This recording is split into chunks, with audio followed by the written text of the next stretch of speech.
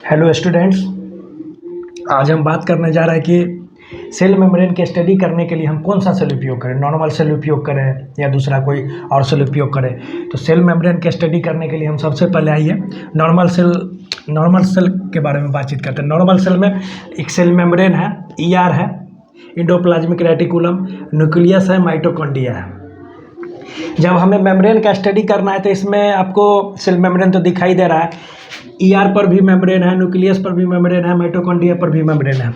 हम मेम्ब्रेन की स्टडी करने के लिए इस पर एक केमिकल डालते हैं। केमिकल डालने के बाद सबको हम बाहर निकालते हैं। तो बाहर निकालने के बाद पता चलता है कि सेल ऑर्गेनल्स का भी मेम्ब्रेन बाहर आ गया। सेल मेम्ब्रेन में मेम्ब्रेन है ही, तो सारी मेम्ब्रेन जो है आपको मिक्सअप हो जाता है। मिक्सअप होने के बाद क्या होता है कि हम प्रॉपर स्टडी नहीं कर पाते हैं सेल मेम्ब्रेन का प्रॉपर स्टडी हम नहीं कर पाते हैं।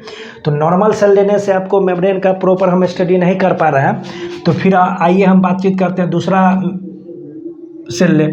तो मेम्ब्रेन का प्रॉपर स्टडी करने के लिए आपको मैच्योर आरबीसी लेके आपको देखते हैं, फिर आपको समझा रहे हैं। जब किए तो इसमें सिर्फ सेल मेम्ब्रेन है, आप स्ट्रक्चर में देख सकते हैं। इसमें ना न्यूक्लियस है, न्यूक्लियस नहीं है, ना ईआर है, एंडोप्लाज्मिक रेटिकुलम भी नहीं है, ना माइटोकॉन्ड्रिया है। ये तीनों चीज़ नहीं है। उस समय नॉर्मल सेल में क्या था कि ये तीनों चीज़ होने के कारण सेल ऑर्गेनल्स का भी मेम्ब्रेन था और सेल मेम्ब्रेन का भी मेम्ब्रेन था। जब केमिकल डालते थे तो ये मिक्सअप हो जाता था, इसलिए जो है सो मेम्ब्रेन का स्टडी करना पॉसिबल नहीं था, क्योंकि मिक्सअप में प्रॉपर आप स्टडी नहीं कर सकते हैं। तो हम मैच्योर आरबीसी लिए तो इसमें सिर्फ सेल मेम्ब्रेन प्रेजेंट है। आप स्ट्रक्चर में देख सकते हैं, सिर्फ सेल मेम्ब्रेन यहाँ प्रेजेंट है। सेल मेम्ब्रेन प्रेजेंट है तो ना इसमें ना न्यूक्लियस है, ना ईआर है, ना माइटोकॉन्ड्रिया है, सिर्फ मेम्ब्रेन प्रेजेंट है। तो सेल मेम्ब्रेन प्रेजेंट है तो इसमें आप आसानी से आप सिर्फ मेम्ब्रेन का स्टडी कर सकते हैं। इसमें केमिकल डालेंगे तो सिर्फ सेल मेम्ब्रेन का मेम्ब्रेन बाहर आएगा, तो आसानी से आप इस मेम्ब्रेन का कर सकते हैं। तो आपसे अगर पूछा जाए क्वेश्चन कि मेम्ब्रेन का स्टडी करने के लिए कौन सा सेल है, तो नॉर्मल सेल तो होगा नहीं, क्योंकि उसमें nucleus, ER, mitochondria, cell organelles का भी मेम्ब्रेन है। तो आप आंसर लगाएंगे मैच्योर आरबीसी। मेम्ब्रेन का स्टडी करने के लिए बेस्ट कौन है, तो मैच्योर आरबीसी आंसर लगाना है। एनसीईआरटी में एक लाइन लिखा हुआ है कि studies on human RBC membrane enable the scientist to deduce the possible structure of plasma membrane. कि आपको स्टडी करने के लिए आपको मैच्योर आरबीसी ही प्रॉपर स्टडी करने के लिए आपकी ज़रूरत है, क्योंकि मेम्ब्रेन की स्टडी करने के लिए आपको नॉर्मल सेल और आपको कंपेयर करा के दिखा है मैच्योर आरबीसी। तो मैच्योर आरबीसी में तो सिर्फ सेल मेम्ब्रेन प्रेजेंट है, तो आसानी से स्टडी कर पाएंगे। उसमें अगर हम केमिकल डाल रहे थे तो सब मिक्सअप हो रहा था, तो इसीलिए आपको ये लाइन एनसीईआरटी का है क्लियर हो जाना चाहिए। Study on human RBC membrane enable the scientist to deduce the possible structure of plasma membrane. आपको ये लाइन समझ में आ गया होगा कि स्टडी करने के लिए, प्रॉपर स्टडी करने के लिए सेल मेम्ब्रेन के लिए आपको मैच्योर आरबीसी ही ज़रूरत है। दूसरा अगर कोई भी सेल लेंगे, नॉर्मल सेल लेंगे, तो प्रॉपर स्टडी आप नहीं कर पाएंगे, क्योंकि आपको नॉर्मल सेल लेके दिखाया उसमें ईआर, माइटोकॉन्ड्रिया, न्यूक्लियस सबके पास मेम्ब्रेन प्रेजेंट है, तो उसमें मिक्सअप हो जाता है। मिक्सअप होने के कारण आप प्रॉपर स्टडी नहीं कर पाएंगे मेम्ब्रेन का। तो इसलिए मेम्ब्रेन का प्रॉपर स्टडी करने के लिए आपको मैच्योर आरबीसी ही लेना होगा। मैच्योर आरबीसी में कुछ मॉडल दिया गया, शुरू के कुछ मॉडल रिजेक्टेड मॉडल है, लेकिन उसका भी कुछ पॉइंट, कुछ बात आपको ध्यान रखना पड़ेगा। हम एक एक करके समझा रहे हैं, कौन सा मॉडल एक्सेप्टेड है, कौन सा मॉडल रिजेक्टेड है, वो बारी बारी से बताएंगे। तो अभी हम बात करने जा रहे हैं कि सैंडविच एंड ट्राइलेमिलर मॉडल। ये सैंडविच और ट्राइलेमिलर मॉडल जो है सो डेवसन एंड डेनियली 1935 में दिए थे। 1935 यहाँ लिख देते हैं, स्टूडेंट्स ध्यान रखना है, ईयर ध्यान रखिएगा, नहीं भी रखिएगा सिर्फ ध्यान रखना। सैंडविच मॉडल और ट्राइलेमिनर मॉडल कौन दिए थे, तो डेवसन एंड डेनियली। इस मॉडल में आपको एक एक पॉइंट आप समझा रहे हैं, फिगर से समझाएंगे। मान लीजिए फॉस्फोलिपिड आपको पढ़ा है कि बाइलेयर होता है, तो आप पहले फिगर को अच्छे से ध्यान दीजिए। ये ऊपर में प्रोटीन है, फिर लिपिड है, फिर लिपिड है और प्रोटीन है। प्रोटीन आपको पोलर नेचर का होता है, और जो फॉस्फोलिपिड है उसका जो हेड भी पोलर नेचर का होता है। तो पोलर और पोलर मिलके हाइड्रोजन बॉन्ड, आयनिक बॉन्ड बनाता है, ये ध्यान रखना है। प्रोटीन और फॉस्फोलिपिड का हेड है, दोनों पोलर है, तो पोलर जो है सो हाइड्रोजन बॉन्ड या आयनिक बॉन्ड बनाएगा।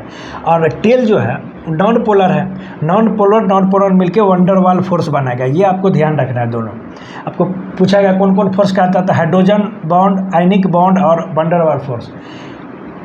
ये टेल में नॉन पोलर मिलके वंडर वाल फोर्स बनाएगा, ध्यान रखना है। और जो है सो पोलर मिलके हाइड्रोजन बॉन्ड बनाएगा। उसके बाद इसके बीच में एक पोर होता है, पोर का जो है ना 0.35 नैनोमीटर होता है पोर का जो स्पेस है। अब प्रोटीन और लिपिड का थिकनेस के बारे में बात करने जा रहे हैं। मेम्ब्रेन का थिकनेस ऊपर नीचे हो सकता है, लेकिन टोटल थिकनेस आपको 75 से 100 एंगस्ट्रॉम के बीच में ही रहेगा।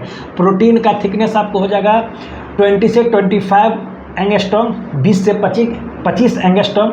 लिपिड का थिकनेस 35 से 50 एंगस्ट्रॉम।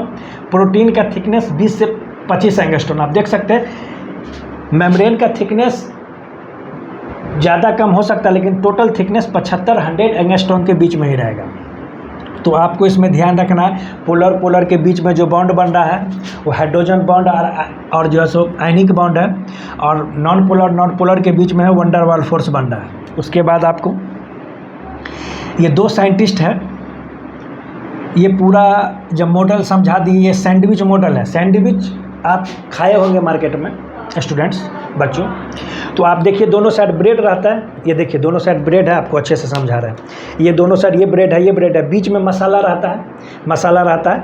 तो ये ऊपर वाला ब्रेड जो है सब प्रोटीन है, बीच में जो मसाला वाला पार्ट करता है वो लिपिड है। आप देख सकते हैं, इसको हम PLLP मॉडल भी कहते हैं।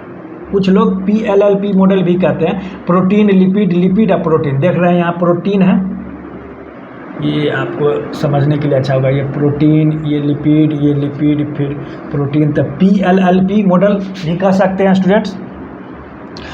और सैंडविच मॉडल क्यों कहते हैं कि मान के चलिए दोनों साइड ब्रेड है, अब बीच में मसाला भरा हुआ है। तो आप मार्केट में सैंडविच खाए उसी तरह लग रहा होगा कि बाहर प्रोटीन है, बीच में लिपिड है, तो इसको लिए हम सैंडविच मॉडल कहते हैं। और ये डेवसन एंड डेनियली से पूछा गया, ये पूरा मॉडल समझा दिए। तो पूछा गया कि मेम्ब्रेन, सेल मेम्ब्रेन का जो है सो सेलेक्टिव परमिएबल होता है, फ्लूइडिटी होता है।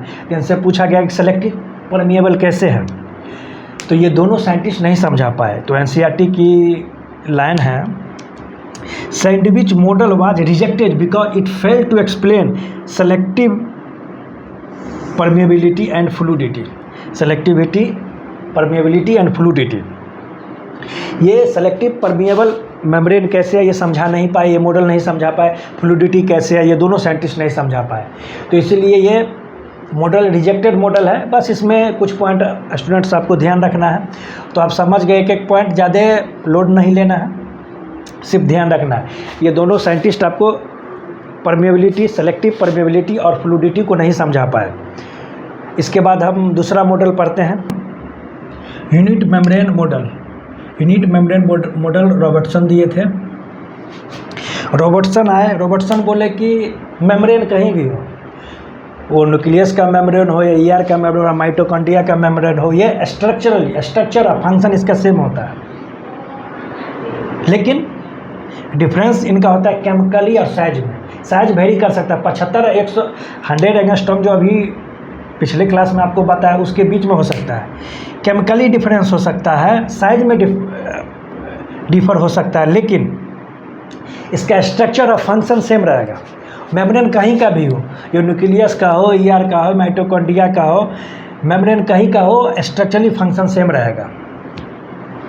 तो फिर रॉबर्टसन से पूछा गया कि आप एग्जैक्ट मॉडल बताइए कि मेम्ब्रेन का एग्जैक्ट मॉडल क्या होगा। तो इन्होंने भी बताया कि सैंडविच के जैसा होगा।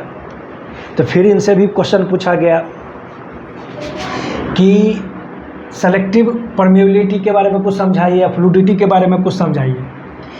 तो ये यूनिट मेम्ब्रेन मॉडल जो रॉबर्टसन दिए थे ये भी नहीं समझा पाए, ये परमिएबिलिटी और फ्लूइडिटी को एक्सप्लेन नहीं कर पाए।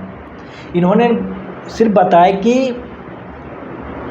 मेम्ब्रेन कहीं का भी हो, वो स्ट्रक्चरली फंक्शन सेम होते हैं।